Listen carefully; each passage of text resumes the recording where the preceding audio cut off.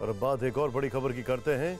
Ukraine के मुद्दे पर रूस और अमेरिका के बीच बातचीत बेनतीजा रही है, जिसके बाद रूस ने यूक्रेन के बॉर्डर पर अपनी फौज की तैनाती बढ़ा दी है।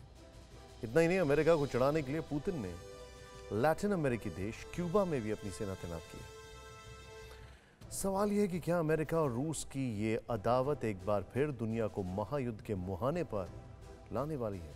दो ताकतवर देशों की जंगी जिद के सामने एक छोटा सा देश किस तरह पल पल खौफ के साए में जी रहा है, इस एक्सक्लूसिव रिपोर्ट में देखें।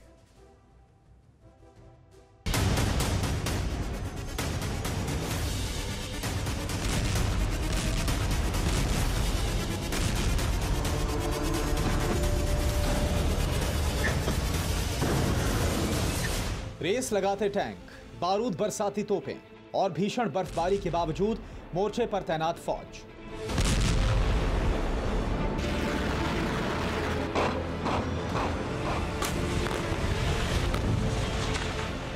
चार महीने से यूक्रेन की सरहद पर जो बारूदी बिसात बिछी हुई है, उसके अंजाम तक पहुंचने का वक्त आ चुका है। जंगी परवाज की ये भीषण गूंज मध्य एशिया की चौहद्दी की हद तोड़ने वाली है।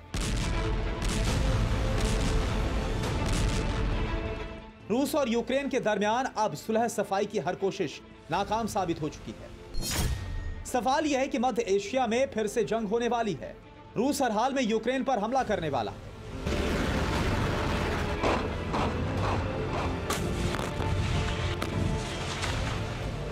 यह सवाल इसलिए क्योंकि पुतिन ने किसी भी हाल में पीछे हटना तो दूर, यूक्रेन में अपनी फौज की तैनाती बढ़ा दी है।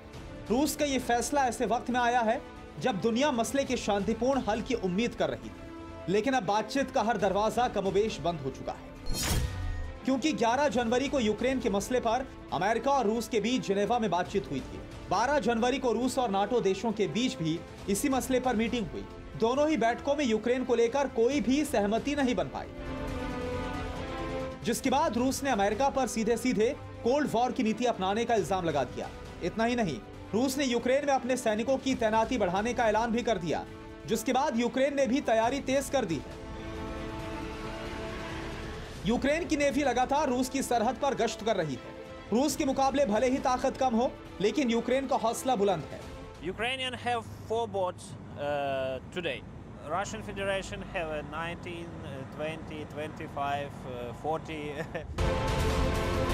रूस की 1 लाख से ज्यादा फौज यूक्रेन के बॉर्डर पर डेरा जमाए बैठी है। सवाल यह है कि रूस और यूक्रेन के बीच इस तनातनी की वजह क्या है? रूस चाहता है अमेरिका यूक्रेन के मुद्दे से दूर रहे, यूक्रेन को नाटो देशों में शामिल ना किया जाए। नाटो सदस्य रूस के खिलाफ यूक्रेन का साथ नहीं दे,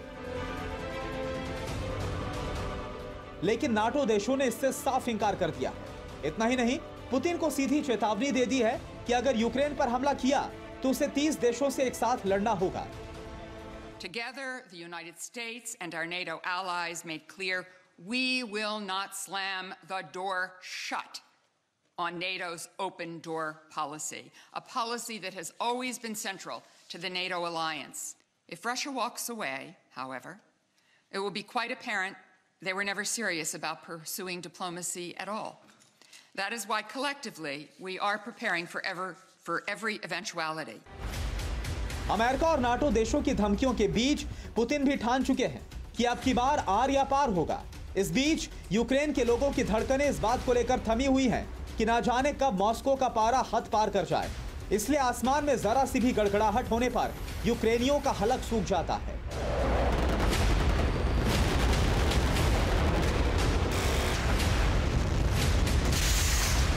रूस और यूक्रेन के बीच साल 2014 से तनाव बना हुआ है। उस वक्त रूस ने जबरन क्रीमिया पर कब्जा कर लिया था। तब से कई बार यूक्रेन को धमकाने के लिए रूस अपनी ताकत दिखाता रहा है, लेकिन इस बार अमेरिका और नाटो देशों के यूक्रेन के समर्थन में कूदने से मामला गंभीर हो गया है। United States and our allies and partners are prepared for any contingency, any eventuality. We're prepared to keep moving forward down the diplomatic path in good faith, and we're prepared to respond if Russia acts. And beyond that, all we can do is get ready, and we are ready. Madhya Asia की सरहदों पर बढ़ती तनातनी को देखते हुए Poland ने भी जंगी तैयारी तेज कर दी है। इस बीच यूक्रेन पर बड़ा साइबर अटैक हुआ है। हमले के बाद यूक्रेन की कई सरकारी वेबसाइट्स बंद है। यूक्रेन पर हुए सबसे बड़े साइबर अटैक के पीछे किसका हाथ है, पता नहीं चल पाया है, लेकिन जंगी तैयारियों के बीच इस तरह के हमले से हड़कंप मच गया है।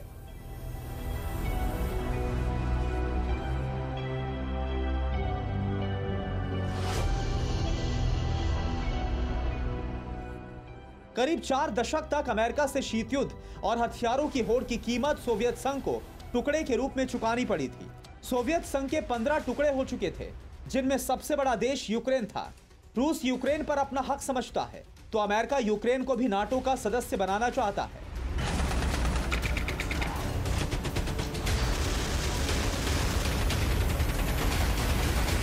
लेकिन रूस को यह बिल्कुल गवारा नहीं है, क्योंकि यूक्रेन अगर नाटो का सदस्य बन जाता है तो यह सोवियत संघ के टूटने के बाद रूस की दूसरी बड़ी हार होगी। यही वजह है कि पुतिन हर दूसरे दिन अमेरिका को अपनी चौहद्दी में रहने की चेतावनी देते रहते हैं। लेकिन अब बात हद से आगे बढ़ चुकी है, इसलिए अगर रूस यूक्रेन में जंग होती है तो आधी दुनिया का इसके आगोश में आना तय है।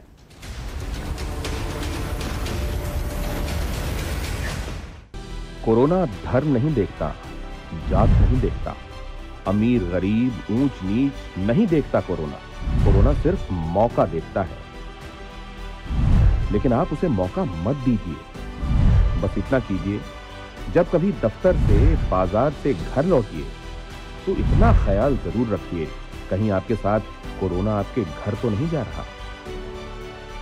भूलिए मत, कोरोना अभी जिंदा है।